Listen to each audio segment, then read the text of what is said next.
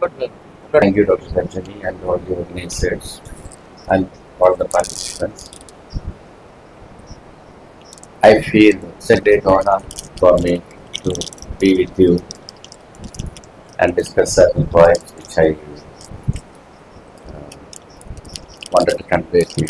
The present situation, what is actually happening in India, especially. See, I hope all of you are knowing thoroughly about what is Sanatana Dharma. Because Sanatana Dharma is actually a way of life. But many all other religions, most probably they are focused on a prophet or a book or on certain temple or certain culture like that. But whereas Sanatana Dharma is actually not focusing on any of that. That is why even there was slavery for thousands of years. Still we did not, still we are surviving here. Almost 80% in India, we are surviving Hindus. That is actually because the Sanatana Dharma is actually, it is actually revolving around one question. The Sanatana Dharma is revolving around one question. That is, who am I? That is actually our Ramana Maharshi. He was also through his life, he was telling that, yeah, that's the question he was trying to answer.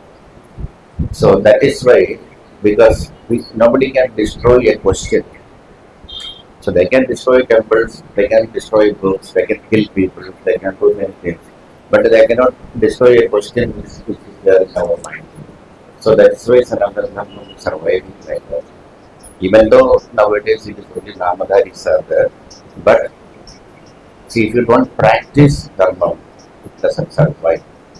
Normally, many times I heard that people are telling that Sanatana Dharma cannot be destroyed. But actually, if you don't practice that, naturally it will be destroyed. So previously, near voice is not audible, it seems.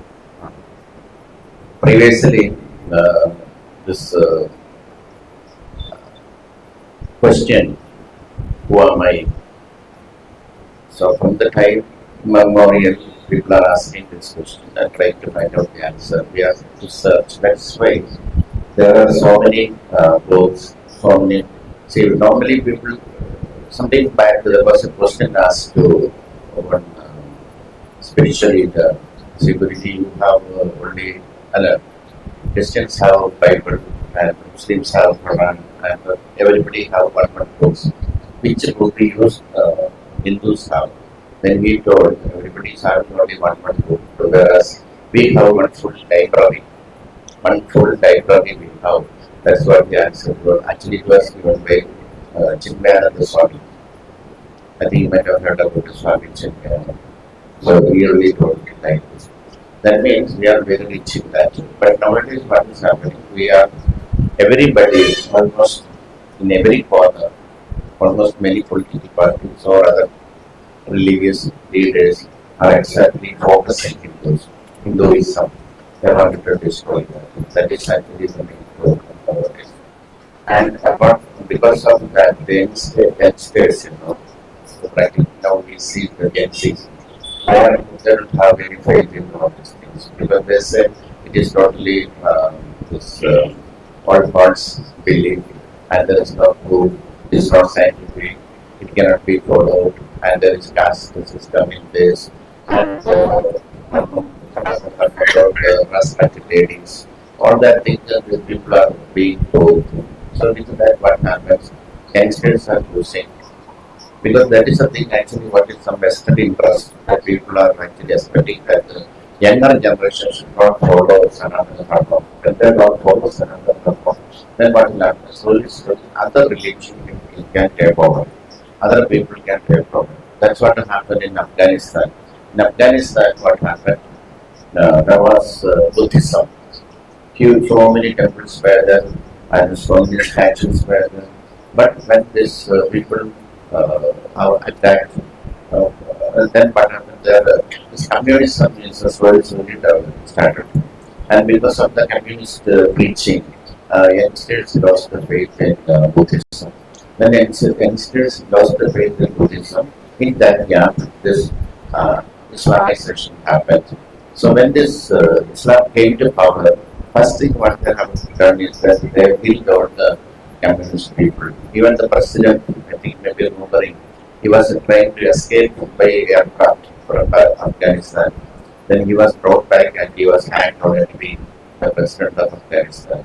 Like this, they did it. So that they destroyed the culture, so that they have to destroy the youth. That is why this use of this chemicals, this MDMA, like so many drugs are there, giving to the youngsters.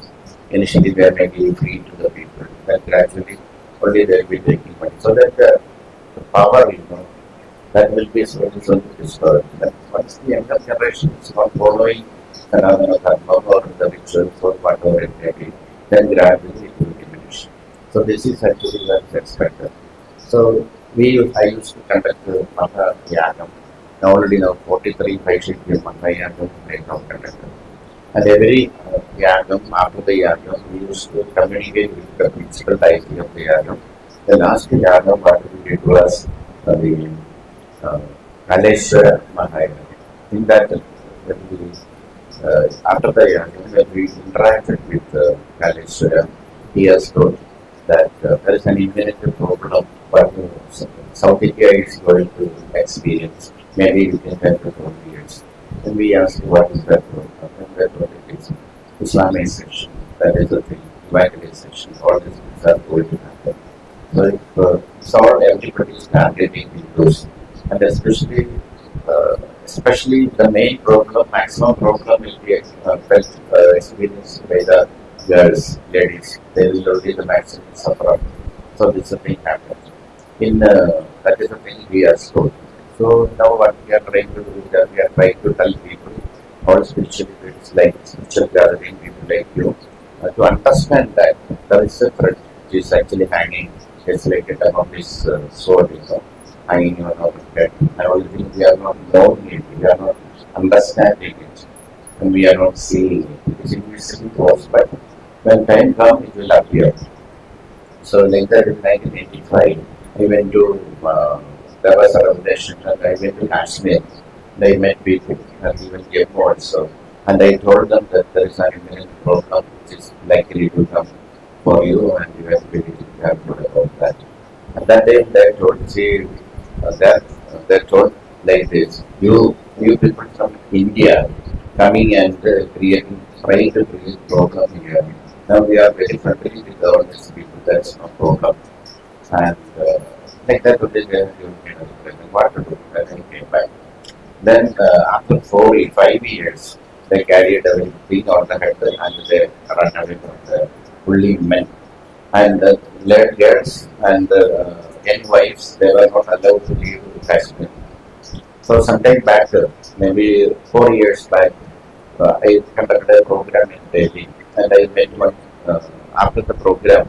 But when my discourse was finished, so everybody went. So one person was sitting there. Then somebody asked why you are sitting there. Then he told him, I wanted to speak to you. Then he came and spoke to me. Then first thing he told me that, Guruji, I have a worry. And I asked what happened. I could not kill my daughters and my wife. And I thought he may be mad. Will anybody tell like that? I am worried about it because I could not kill them. Then I asked him to explain. Then he told, I am from this Kashmir, and I ran away from there. When I left Kashmir in 1989, around 90 during that time. So at that time what happened? I left my two girls. One is 13 years, another one is 15 years. Students are studying, and my wife, she is actually below 40 years, around 36 or something like that.